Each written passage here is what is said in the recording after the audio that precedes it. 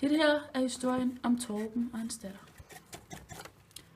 Torben var ude på marken og pløjede. Jeg pløjer min mark, og der er min Lige mark. pludselig så Torben en mand oppe fra skoven. Manden kom ned til Torben og spurgte, er det dig, der er Torben? Er det dig, der er Torben? Og Torben svarede ja. Ja. Krigeren hoppede på Torben og slog ham ihjel. Nej. Ja. Efter det gik krigeren hen på Torbens skov. Kan du bare fucking lære dig, mand. Da krigeren kom ind i huset, Torbens dejlige datter, Bagda. La la. Bagda spurgte, om krigeren ikke ville have et glas syre. Derhjemme. Du vil have en kop mjød. Ja, tak.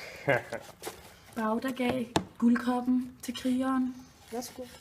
Tak for det. og krigeren drak sig vældig fuld. Party! Bagda og krigeren begyndte at snakke, Den lille frej. og krigeren synes egentlig, Bagda var en fiks dame. Du kræfter Ej, stop. sagt. Nu går du over grænsen.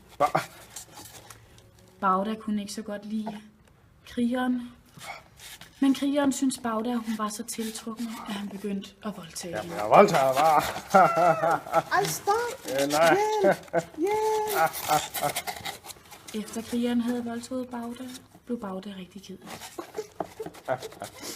Og det var der, krigeren fortalte, at han lige havde slået Bagdas far ihjel. Hey, jeg slået din far ihjel.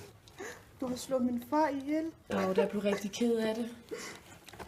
Men så kom hun tanke om, at hun vidste ikke rigtigt, hvad hun skulle. Så hun besluttede sig at tage med krigeren hjem. Det Der er ikke andet end er fandme rigtigt. Kom, lad os slutte. Da de var taget hjem til krigerens land, fandt Bagda hurtigt ud af, at der var noget rigeligt galt. Siger jeg tyk ud i den her kjole? Det er ikke rigtigt, skat. Jeg tror, jeg er gravid. Altså, jeg kan se, at du er blevet lidt tykkere, men... Hvor dejligt!